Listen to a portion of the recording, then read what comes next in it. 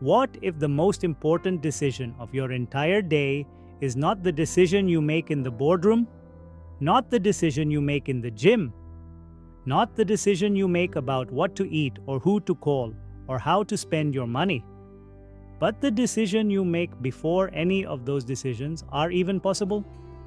The decision about what time your eyes open and what you do in the first 60 minutes after they do. Because here is what the research shows. Here is what the biographies of the most consistently successful people across business, athletics, the arts, science, and every other domain of human achievement reveal when you look at them not individually, but as a pattern. The early morning hours are not just a time preference. They are not just a productivity hack. They are not just a discipline signal that separates the serious from the casual. They are a neurologically distinct cognitive environment that produces a qualitatively different quality of thinking, decision-making, and creative output than any other part of the day. And the people who have discovered this and built their most important work around it have access to a cognitive advantage so significant and so consistently documented that understanding it might be the most practically valuable thing you do today. Let's start with the biology, because the early rising advantage is not a cultural myth or a motivational narrative. It has a precise neurological explanation that begins with the brain's sleep-wake cycle and the specific neurochemical state that the brain is in during the first hours after waking from a full night of quality sleep. During deep sleep, specifically during the slow wave and REM phases that dominate the latter half of a full sleep cycle, the brain performs a series of critically important maintenance and consolidation processes. It clears metabolic waste products including beta amyloid through the glymphatic system. It consolidates memories from the previous day by transferring information from the hippocampus to the neocortex. It restores the neurochemical balance of dopamine, norepinephrine, and serotonin that governs mood, motivation, and cognitive performance. And it replenishes the glucose reserves in the prefrontal cortex that are the literal fuel for the executive functions of focused attention, impulse control, and strategic reasoning. When you wake after a full, high-quality sleep, your prefrontal cortex is in the most chemically and energetically optimal state it will be in for the entire day, fully fueled, fully restored, operating with maximum efficiency in exactly the neural region that all forms of high-quality, meaningful, creative, and strategic thinking depend upon. And this is the neurological foundation of the early rising advantage. Not that the morning is magical in some mystical sense, but that the brain you bring to the early morning hours after full sleep is literally a different brain than the brain you bring to the same activities at 9 o'clock at night after 10 hours of cognitive depletion, emotional load, decision fatigue, and the accumulated neurochemical wear of a full day of navigating the modern world. Now let's talk about what neuroscientists call the hypnopompic state, the transitional period between sleep and full waking consciousness that occurs in the first 30 to 45 minutes after waking. Because this state has a specific and remarkable relationship to creative thinking that has been documented in research and exploited, often instinctively, by some of the most creative and productive people in human history. During this hypnopompic transition, the brain's alpha wave activity, which is associated with relaxed, defocused, associative thinking rather than the focused, analytical, beta wave dominated thinking of full waking consciousness, remains elevated, and the prefrontal cortex's inhibitory control over the rest of the brain is not yet fully engaged, which creates a neurological environment in which loosely associated ideas, unexpected connections, and novel combinations of concepts emerge more readily than they do during the fully awake, fully analytical state. This is why so many writers, artists, scientists, and entrepreneurs report their most creative ideas coming to them in the early morning. Not simply because it is quiet, though the quiet matters, but because their brain is in a neurochemical state that is genuinely more hospitable to the kind of divergent, associative, pattern connecting thinking that produces creative insight. Thomas Edison famously exploited this state deliberately, as did Salvador Dali, as did numerous other extraordinary creative producers who understood intuitively what neuroscience has now confirmed explicitly. The liminal cognitive state of early waking is a creative resource of extraordinary value that most people sleep through or immediately destroy by reaching for their phone and flooding their alpha wave brain with the high stimulation, beta wave activating content of social media and news. Let's now examine the concept of decision fatigue, because this is the psychological mechanism that most directly explains why what you do in the morning has such disproportionate influence over the quality of your entire day, and why the early riser's advantage compounds across hours in a way that dramatically exceeds the simple arithmetic of having more waking time. Roy Baumeister's foundational research on ego depletion demonstrated that the capacity for self-regulation, for making disciplined, values-aligned, strategically sound decisions, rather than reactive, emotionally driven, impulsive ones, is a finite cognitive resource that depletes with use across the day and is fully restored only through sleep. Every decision you make, every act of self-control you exercise, every moment of emotional regulation you perform draws from this finite pool, and as the pool depletes, the quality of subsequent decisions degrades in predictable and measurable ways. You become more impulsive, more present biased, more vulnerable to temptation, less capable of tolerating ambiguity, and more likely to choose the default option or defer the decision entirely, rather than engaging the cognitive effort required to evaluate it properly. This means that the morning, before any decisions have been made, before any acts of self-control have been required, before any emotional regulation has been demanded, is the period of maximum decision quality, the cognitive window in which the most important, most consequential, most strategically significant choices of your life deserve to be made, and the most demanding, most creative, most intellectually rigorous work of your professional life deserves to be done. Successful people who rise early are not simply gaining more hours. They are claiming the highest quality cognitive hours and deploying them on their highest priority activities, while the people who sleep through those hours spend them on something that could have happened at any other time, and then attempt their most important work in the depleted afternoon with the cognitive equivalent of a nearly empty battery. Now let's talk about the psychological dimension of early rising that goes beyond neuroscience and into the realm of identity and momentum. Because the research on behavioral psychology reveals that the early morning is not just a time of neurological advantage, it is a time of profound psychological leverage, in which the choices made in the first hour of the day have an influence on subsequent behavioral choices that is entirely disproportionate to their individual significance. This is the phenomenon that psychologists call the what the hell effect in its negative form, and its positive equivalent, sometimes called the fresh start effect or the behavioral momentum effect, which demonstrates that successful completion of an intentional, values-aligned behavior early in the day significantly increases the probability of subsequent intentional, values-aligned behaviors throughout the remaining hours.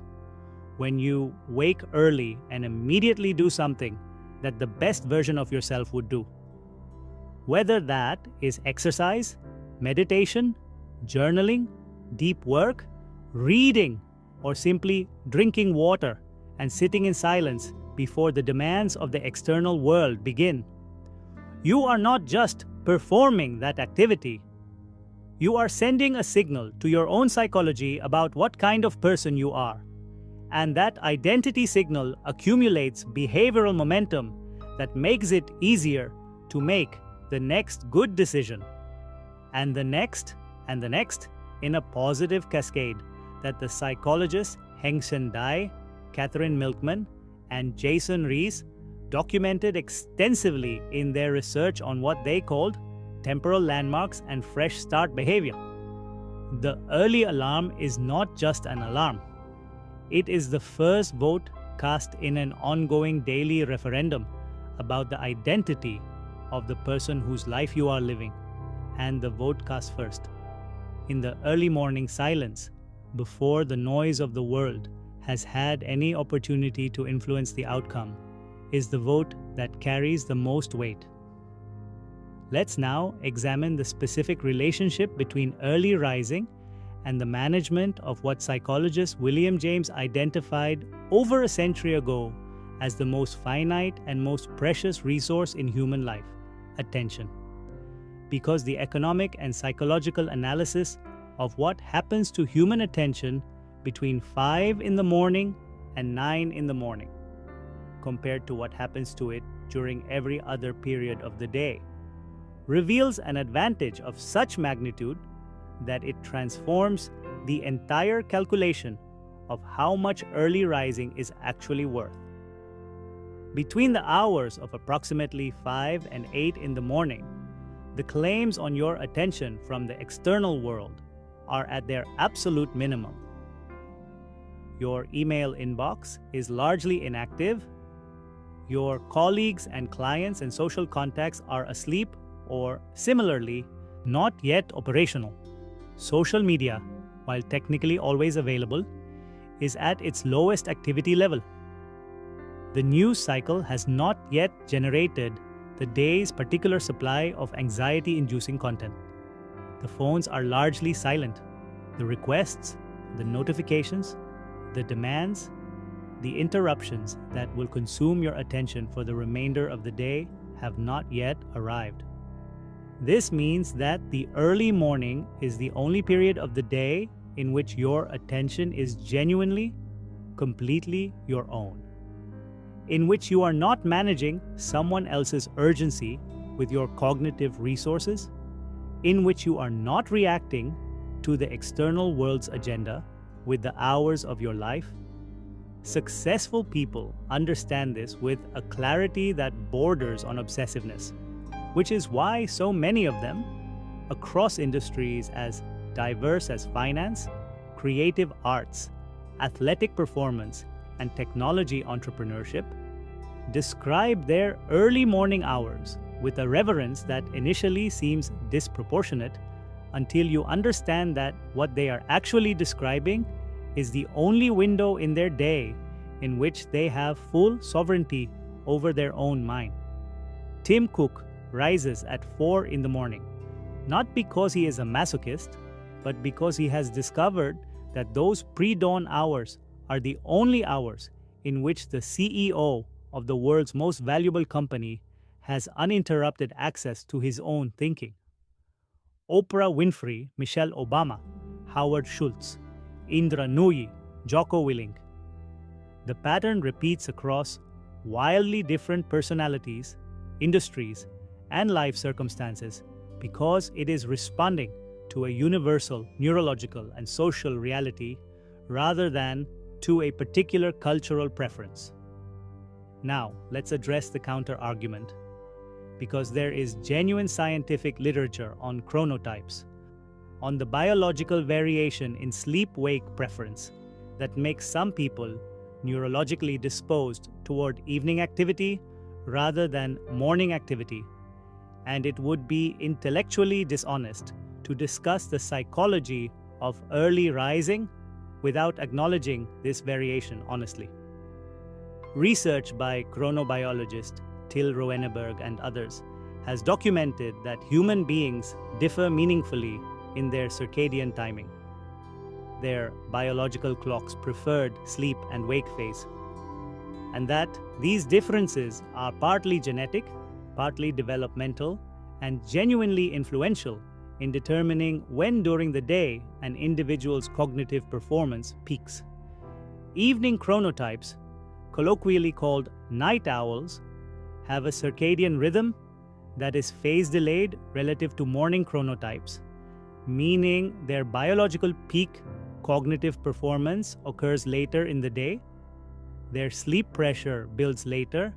and their melatonin onset and cortisol awakening response occur at later times. Forcing a genuine evening chronotype to operate on an extreme early morning schedule without adequate sleep is not a productivity strategy. It is a sleep deprivation strategy, and the cognitive impairments of sleep deprivation will more than offset any environmental advantages of the early hours. The nuanced truth is this: the advantages of early rising that we have discussed throughout this video, the neurochemical freshness of the prefrontal cortex, the creative hypnopompic state, the attentional sovereignty, the identity momentum, are all predicated on those early hours following a full and complete sleep cycle. An early rise that is built on 6 hours of sleep for a person who biologically requires 8 is not the successful person's morning routine. It is a shortcut that undermines the very neurological conditions that make the early morning valuable. The genuine recommendation, grounded in the convergence of circadian science and cognitive performance research, is not to rise at a specific arbitrary hour regardless of your biology, but to identify the earliest time at which you can complete a full, high-quality sleep cycle and still precede the external world's demands on your attention. And then, to protect that window with the same intentionality and the same seriousness that you bring to your most important professional commitments, because it is, in every measurable and meaningful sense, the most important professional commitment you have. And this brings us to the final and most psychologically important truth about why successful people wake up early, a truth that transcends the neuroscience and the chronobiology and the productivity research, and arrives at something essential about the relationship between a person and their own life. Waking early is, at its deepest level, an act of self-prioritization. It is the behavioral declaration, made in the dark, in the quiet, before anyone else is watching or requiring anything of you, that your growth, your thinking, your creative work, your physical health, your inner life, that these things matter enough to claim the best hours of your day, rather than giving those hours to sleep that runs over its necessary duration out of comfort, or to the passive consumption of content that other people created with their early mornings while you slept through yours. It is the daily practice of choosing before the world has had a single opportunity to redirect your attention, to invest the finest cognitive hours you will have all day into the activities that the finest version of yourself has already determined to be most worthy of them. And if that choice, made consistently, imperfectly, and with the full understanding of the neuroscience that makes it worth making, produces over months and years the kind of compounding return on cognitive investment that the research and the biographies and the behavioral evidence all suggest it does, then the alarm that wakes you tomorrow morning is not an interruption of your life. It is the beginning of it. Subscribe for more mind secrets.